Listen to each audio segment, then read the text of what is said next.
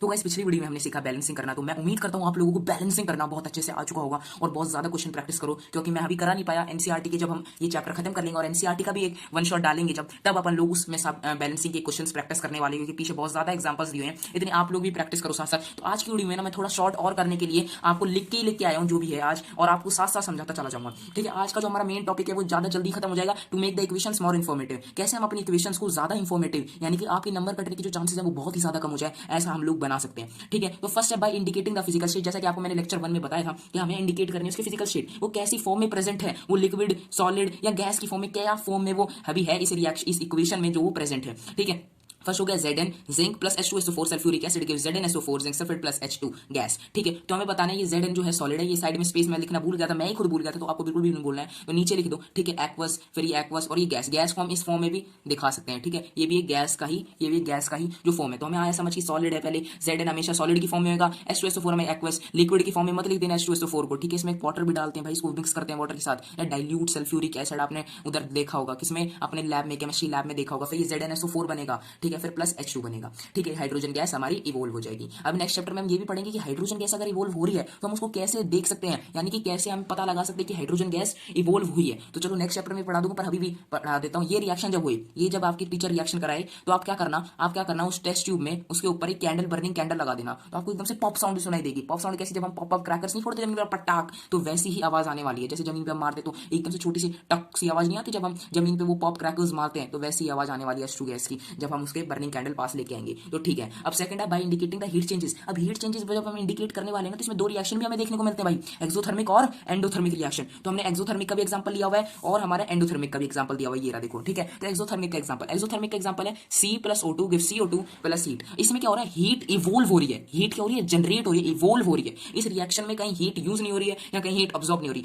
Heat निकल कर आ रही है, हीट निकल कर आ रही है। तो ऐसी रिएक्शन होती है एक्सोथर्मिक रिएक्शन। एक बार स्टेटमेंट बोल देता हूं, ऐसे रिएक्शन जिनमें हीट जो है वो इवॉल्व होती है, ऐसे रिएक्शन को हम एक्सोथर्मिक रिएक्शन कहते हैं। तो इसको इंग्लिश में बोल देता हूं, those reaction in which heat is evolved not absorbed, heat is evolved are known as exothermic reactions. तो ठीक है, इसमें क्या है, carbon plus oxygen gives carbon dioxide plus heat. ठीक है, अब एक और एग्जांपल है जिसमें हीट क्या हो रही है, इवॉल्व हो रही है। ठीक है, तो हमारे CH4 मीथेन हो गया।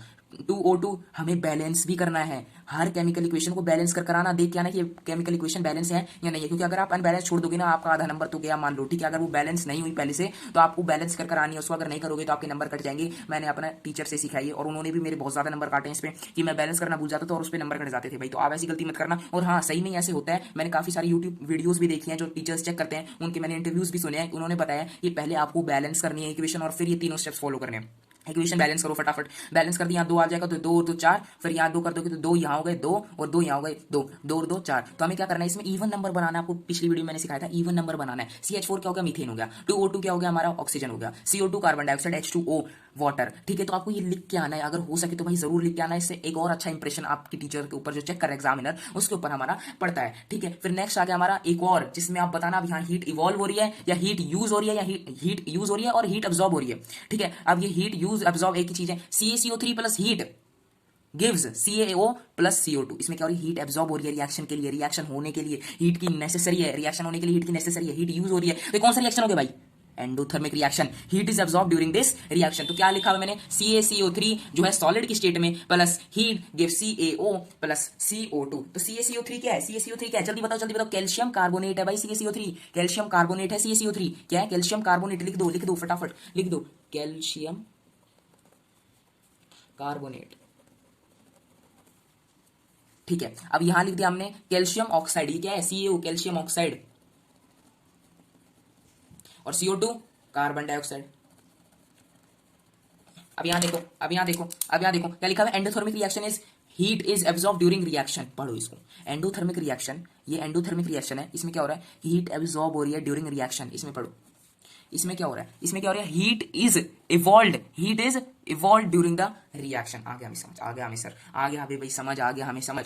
थर्ड पॉइंट पे आ जाओ, चलो थोड़ा नीचे कर देता हूं, आप लोगों को दिख नहीं रहा लगता है। ठीक है, नेक्स्ट है to indicate the conditions under which the reaction take place. Conditions बतानी है भाई कि रिएक्शन इसी कंडीशन में जो है वो होएगा। जैसे हम क्या लिखते हैं, ओम्स लॉ में क्या पढ़ा है, कंडीशन क्या है, टेम्परेचर कांस्टेंट रहना चाहिए, टेम्परेचर क्या रहना चाहिए, कांस्टेंट रहना चाहिए, नहीं तो ओम्स लॉ जो है वो काम नहीं करेगा, वो हमारा दिखेगा नहीं, वो ऐसा हमें दिखेगा नहीं जैसा हमें बताया जाता है वैसा होगा नहीं। तो इसमें क्या है, इसमें कंडीशन क्या है, इसमें हमें दिया हुआ है MnO2 होना चाहिए हीट के साथ, तब ये रिएक्शन हो पाएगा। इसमें क्या लिखा है, एक पर्टिकुलर टेम्परेचर में ही ये रिएक्शन होगा, 300 डिग्री सेल्सियस में ही ये रिएक्शन होगा, नहीं तो ये रिएक्शन नहीं हो रहा। ओम्स लॉ में क्या हो रहा था, टेम्परेचर अगर बढ़ा देंगे, टेम्परेचर अगर चेंज कर देंगे, कांस्टेंट नहीं रखेंगे, तो हमारा करंट की वैल्यू चेंज होती रहेगी। तो इसलिए हमें क्या करना है, हमें इसमें भी लिखना है, इसमें भी एक पर्टिकुलर हमें क्या लिखना है, कंडीशन लिखनी है। ओम्स लॉ की कंडीशन होती है टेम्परेचर, और इसकी कंडीशन है जो भी आप लोगों को रिएक्शन आप पढ़कर पता चल जाएगा, ये 300 ATM 300 डिग्री सेल्सियस, और नीचे लिखा हुआ है 2NO प्लस CrO3 MnO2। ठीक है, CO क्या है, कार्बन मोनोऑक्साइड हो गई हमारी, कार्बन क्या हो गई, कार्बन मोनोऑक्साइड हो गई, हाइड्रोजन हो गई ये, और ये मेथनॉल हो गया, मेथनॉल हो गया ये कार्बोनेट्स कंपाउंड में। समझोगे भाई, ये इतने सारे एग्जांपल्स हैं इसके कार्बोनेट्स कंपाउंड में, CH3 कार्बन के कितने कितने एग्जांपल जो अभी तक सुने ही नहीं होंगे भाई, आधे बच्चों ने तो मेथनॉल ही नहीं सुना होगा। ठीक है, तो भाई पढ़ लो, ये पढ़ लो, बहुत ज्यादा इंपॉर्टेंट है। कार्बोनेट्स कंपाउंड में भी बहुत ज्यादा वो आने वाला है इसका डिस्कशन, मेथनॉल का। तो मेथनॉल आपको पता होना चाहिए, ये मीथेन है, ये मीथेन और ये मेथनॉल है, ये मीथेन और मेथनॉल। अभी अगली वीडियो में कोशिश करूंगा कि दूसरे फिजिक्स का चैप्टर स्टार्ट कर दूं, इलेक्ट्रिसिटी, क्योंकि वो चैप्टर किसी और चैप्टर से रिलेटेड नहीं है, तो अलग एक इंडिपेंडेंट चैप्टर है, तो वो स्टार्ट कर देते हैं। क्योंकि अगर ह्यूमन आई पहले छोटा चैप्टर समझ के स्टार्ट करूंगा, तो अगर आपको लाइट नहीं समझ आया होगा तो ह्यूमन आई कैसे कराऊंगा। तो इलेक्ट्रिसिटी एक ऐसा चैप्टर है जो अभी बच्चों के बोर्ड में आने वाला है, प्री बोर्ड जो भी हो रहे हैं हाफ ईयरली, उसमें आने वाला है, और फिर अपन लोग उसको डिस्कस कर लेंगे, और मेरी भी बहुत अच्छे से रिवीजन हो जाएगी। ठीक है, अभी भी मैं कुछ थोड़ा एक दो टर्म्स अगर गलत बोल रहा हूँ भाई, मेरे को कमेंट जो बॉक्स है उसमें मेरे को एक बार सही बता देना कि ऐसा ऐसा कुछ है। तो मैं भी आप लोगों के साथ रिवाइज ही कर रहा हूँ, मैं आप लोगों के साथ इंटरेक्ट करने की कोशिश कर रहा हूँ, क्योंकि अगर हम जब ब्लॉग बनाते हैं तब ऐसा कुछ हो नहीं पाता है। तो चलो, हमने पढ़ लिया CO plus H2 give CH3OH, ये क्या है, मेथनॉल। लिख लो भाई मेथनॉल, ये बहुत ज्यादा इंपॉर्टेंट है। मेथनॉल, मेथनॉल, इसका दूसरा नाम क्या है, इसका दूसरा नाम क्या है, मिथाइल अल्कोहल हो गया। क्या है, मेथनॉल मिथाइल एल्काहॉल, मेथनॉल मिथाइल एल्काहॉल। अब इसका नहीं पूछा भाई आप लोगों ने, इसका क्या है, KClO3, KClO3। अब मेरे को मेरे फॉर्मूला उस वाले पे जाना पड़ेगा, क्योंकि उसी में मैंने लिखे हुए हैं ये सारे KClO3। अरे हाँ, याद आ गया, ऊपर लिखा हुआ है फॉर्मूला वॉल पे मेरी, क्या लिखा हुआ है, पोटेशियम क्लोरेट, पोटेशियम